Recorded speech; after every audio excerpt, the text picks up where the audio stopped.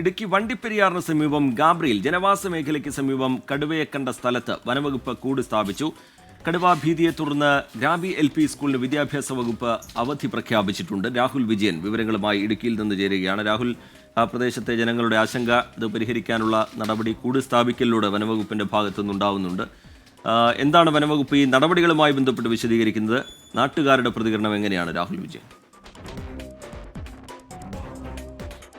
വലിയ ആശങ്ക സ്വാഭാവികമായിട്ടും നാട്ടുകാർക്കുണ്ട് എന്നുള്ളതാണ് നമുക്ക് മനസ്സിലാക്കാൻ കഴിയുന്നത്. ഇവരൊക്കെ ഈ പ്രദേശത്തുള്ള ആളുകളാണ്. ഇവർ ഈ കൂട് സ്ഥാപിച്ചതിന് തൊട്ടടുത്ത് ഇങ്ങനെ ആളുകൾ വന്ന് കൂടരുന്ന് പറഞ്ഞുകൊണ്ട് ഇങ്ങനെ മാറി നിൽക്കുകയുമാണ്. ഇപ്പോൾ ഈ ആളുകളുടെ പ്രതികരണം കൂടി തേടുകയാണെങ്കിൽ ചേട്ടാ, വലിയ ആശങ്കയും പേടിയുണ്ട്? തീർച്ചയായിട്ടും ആശങ്കയാണ്. കാരണം കുറച്ച് മാറിയാണ് സ്കൂള്, പിന്നെ ഒരു 100 മീറ്റർ മാറിയാണ് ആൾക്കാർ താമസിക്കുന്ന സ്ഥലം. രാവിലെ വെളുപ്പിന് ഇപ്പൊ ഈ വേനൽ ഇതായതുകൊണ്ട് 6 മണിക്ക് പണിക്ക് പോകുന്ന ആൾക്കാരാണ്. അപ്പൊ ഇത് അവിടെ എവിടെയും കണ്ടു എന്ന് പറഞ്ഞാൽ തന്നെ ആൾക്കാർക്ക് വെപ്രാളവും പേടിയൊക്കെയാണ്.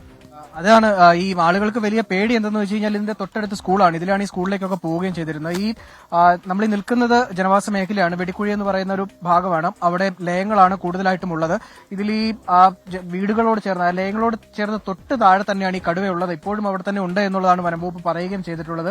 ഈ കാണുന്നതാണ് ഈ കൂട് സ്ഥാപിച്ചിരിക്കുന്നത്. കൂടുതൽ ആടിനെ കെണിയൊരുക്കിക്കൊണ്ടാണ് ഈ കൂട് സ്ഥാപിച്ചിരിക്കുന്നത് എന്നുള്ളതാണ് ഏറ്റവും പ്രധാനപ്പെട്ട കാര്യം. ഇന്നലെ ഈ തെർമൽ സ്കാനിംഗ് ഉൾപ്പെടെ ഡ്രോൺ ഉപയോഗിച്ചുള്ള തെർമൽ സ്കാനിംഗ് ഉൾപ്പെടെ നടത്തിയപ്പോൾ കടുവ ഈ ഭാഗത്ത് തന്നെ ഉണ്ട്. ഇവിടുന്ന് കൂടുതൽ ദൂരത്തേക്ക് പോയിട്ടില്ല എന്നുള്ളതാണ് മനസ്സിലാക്കാനും കഴിഞ്ഞിട്ടുള്ളത് വനംവകുപ്പിന്. ഇത് ഈ പെരിയാർ കടുവാ സങ്കേതത്തിൽ നിന്ന് വന്നാണ്. ഇതിന് കാലിന് പരിക്കുണ്ട്. അതുകൊണ്ട് തന്നെ നടക്കുന്നതിനടക്കം വലിയ ബുദ്ധിമുട്ടുണ്ട്, വലിയ പാടുണ്ട് എന്നുള്ളതാണ് വനംവകുപ്പിന്റെ നിരീക്ഷണത്തിൽ മനസ്സിലാക്കുകയും ചെയ്തിട്ടുള്ളത്. അതുകൊണ്ട് തന്നെ ഈ മേഖല വിട്ട് ഇത് പോകാനുള്ള സാധ്യത കുറവാണ്.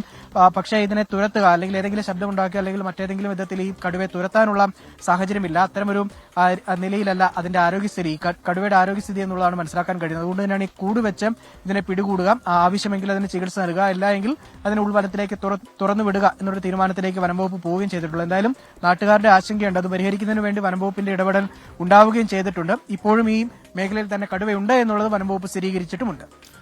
റിജിത്ത്. ശരി, രാഹുൽ വിജയൻ വിശദാംശങ്ങൾ നൽകുകയായിരുന്നു ഇടുക്കിയിൽ നിന്ന്.